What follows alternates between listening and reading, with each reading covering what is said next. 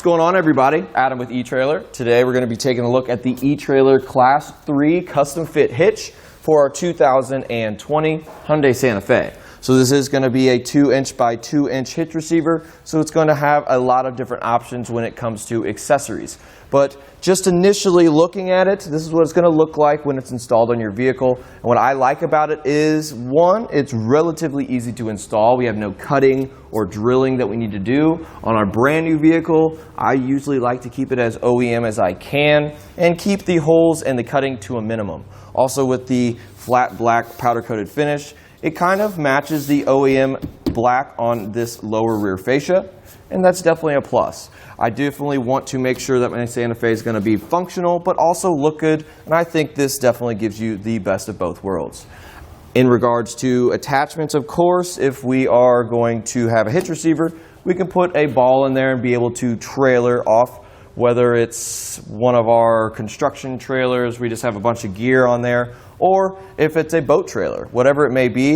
If it has a 2-inch by 2-inch shank, we are going to be able to put any type of bike racks, or since this Santa Fe isn't necessarily the biggest vehicle, we can actually put a couple hitch mounted cargo carriers in the back to free up some of that space in the back of our Santa Fe, so our passengers will be a little bit more comfortable whenever we're going down the road.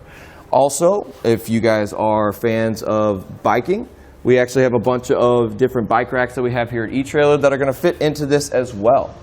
This hitch receiver is going to accept a 5/8 inch pin, but it's not going to come with the trailer hitch receiver itself, but it is a one-stop shop here at eTrailer.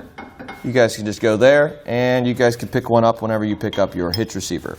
Also, with our safety chain loops down low, they're plenty big, so even if you have just smaller ones, we are going to be able to put those on there. But also for those more heavy-duty ones, we're going to have plenty of room to be able to fit those on there and get everything secured down properly. In regards to weight capacity, we are going to have a trailer tongue weight of 750 pounds. So what that means is the amount of downward force on this hitch receiver is going to be about 750 pounds. So to put that into perspective, if you guys had the eTrailer cargo carrier on the back of this hitch receiver, it has a weight capacity of 500, so we can completely load that whole entire cargo carrier up and not exceed our tongue weight.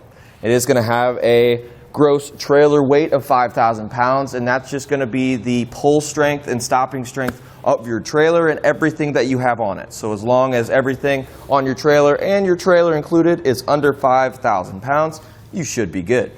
So those weight capacities that we went over was for the eTrailer hitch. I strongly suggest that you go into your owner's manual in your Hyundai and just make sure that your vehicle can actually handle that kind of weight. We're going to go over a couple measurements for you guys. From the center of the hitch pin hole to the outermost point of our rear bumper is going to be about 5 inches. That's just going to give you guys an idea of if you're going to be able to put an accessory into your hitch and put it into the fold-up position, let's say like an eTrailer cargo carrier. And we're also going to give you another measurement, which is from the top of the inside of our receiver tube to the ground. It's going to be about 13 inches. So I would definitely recommend accessories that have a little bit of rise to the shank just to give us a little bit more ground clearance. So the first thing we need to do is remove our spare tire, and what you're going to need to do that is a 7/16 inch socket, and there's going to be a little pulley system up here, and pretty much you can use either the 7/16 or an 11 mil to tighten or loosen that. I actually, once I took the spare tire off, I tightened it back up. So it's not really that difficult just to get this cable out of the way. I will go over the mounting holes, but as of right now, we have two things in the way. We're going to have the exhaust on this side, which we're going to have to remove, but then on the other side, we're actually going to have to remove this plastic plate here. We're going to have some little fasteners here. There's going to be 3 that we need to take off. This 4th one, don't worry about it, don't got to do it. And then we are going to take a 9/16 inch socket to go up here with an extension, of course, to take these plastic nuts off as well. So we're going to go ahead and get to that. So these are pretty easy. Just take a little flathead screwdriver, prop those open, and once they do, they just come out real easy. Don't need a whole lot of force with them. We're going to do them for all 3 of those, just like that. And then we're going to set these aside for later. And then we can go ahead and get these guys going. And it's just going to be that 9/16 inch socket. You might need an extension to get up there.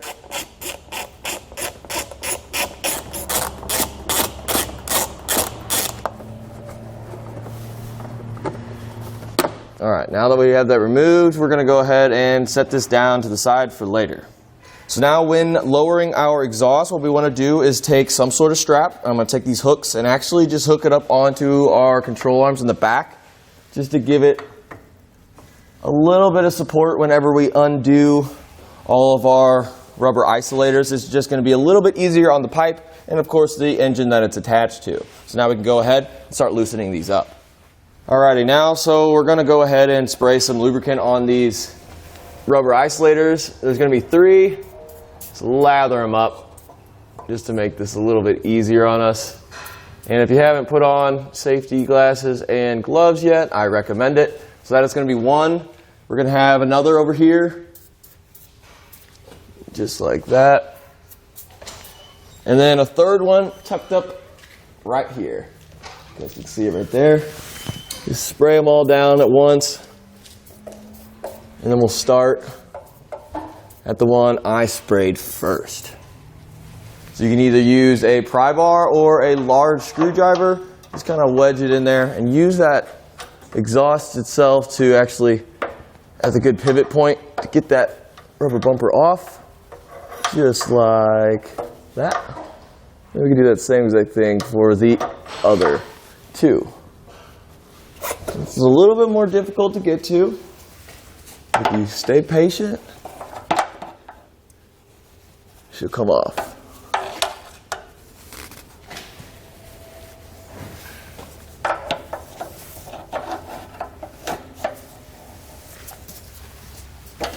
There we go.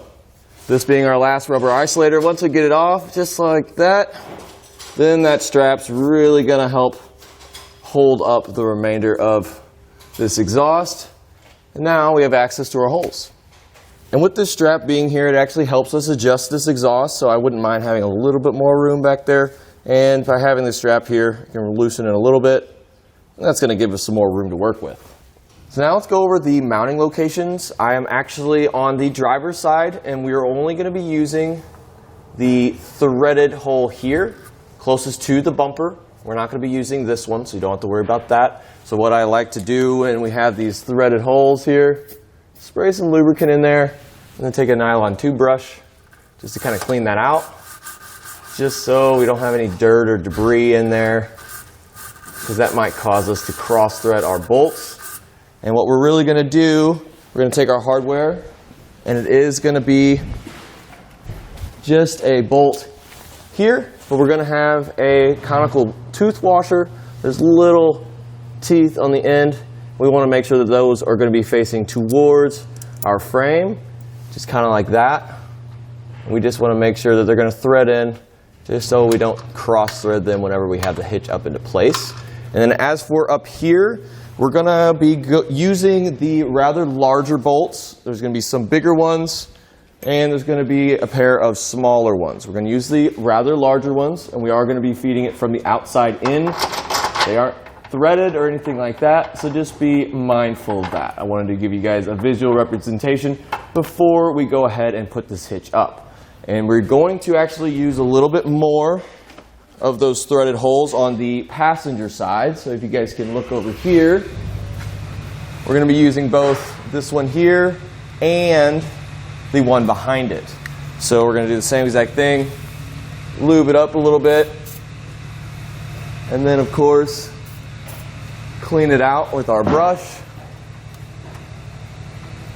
to again just prevent it from cross threading and ruining our bolts, and of course the threads on the inside of our frame here.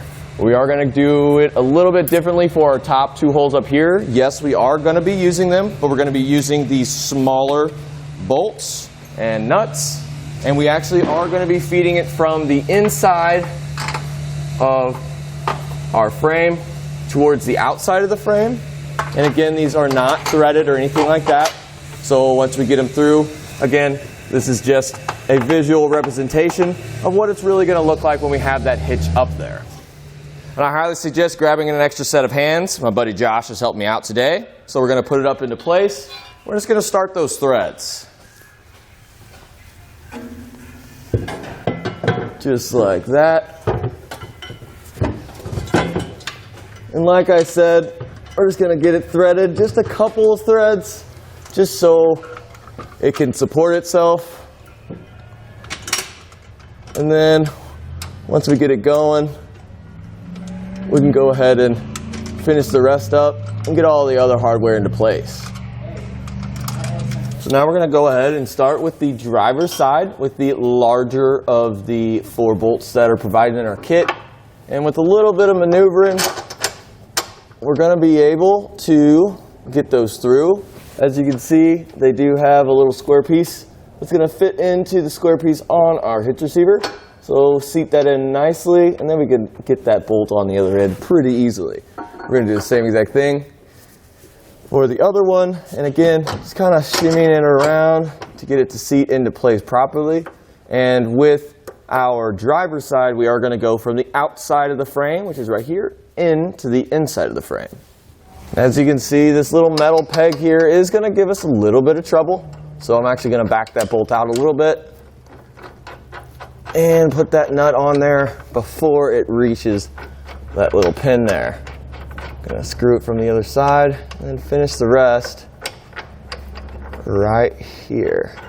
So that's something that you guys could do. You could bend it out of the way, but to be honest, if we can go about installing this hitch without bending anything, that's the route I'm wanting to take. And then we're not going to have any issues with the other one here. And again, I'm just going to get it hand tight for now. And then I'm going to go ahead and feed all of our bolts through on the other side, get them hand tight, and then we'll go all the way around and torque them all down. And this one isn't too easy to get to, but you might want to maybe loosen your strap to make sure your exhaust is going to be a little low enough to get down there. But again, just get them hand tight, just like that. So on our passenger side, we're going to go from the inside of our rail to the outside. We're going to have to lift this up a little bit to get it to fit through there. And make sure that the bolt is rotated so it goes into that recess just like that. We're going to do the same exact thing for the other one back here. So once we get both of those through, we're going to take our nuts on both sides and we're going to thread those on just by hand.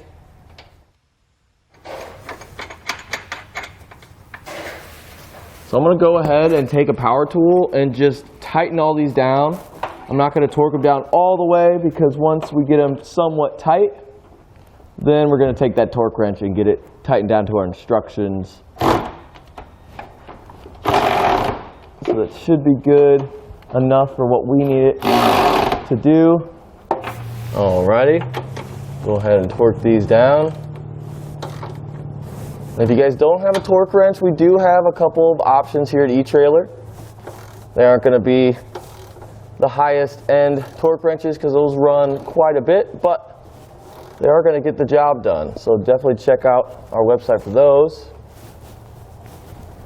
Because torquing these things down is a very crucial part when installing any product. There we go. On to the next one. And now we can repeat that same process for all of our other bolts. Just rehang our exhaust here. I'm just going to respray all of our rubber isolators just to make it a little bit easier on ourselves to put it back up. Let's go ahead and finish this off. Just like that. Just like this. And our last one on this side. That. Awesome.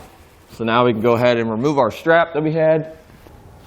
Now what all to do now is just put this panel that we took off initially.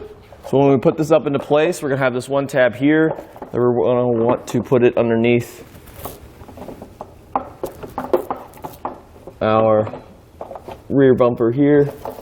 And then Everything else should line up pretty nicely. Kind of push those up into place. Just like that. Perfect. Those will hold it up into place.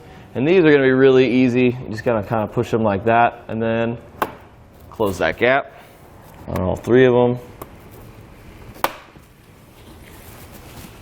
And now, last thing we have to do is put our spare tire back up there, but then we're pretty much done.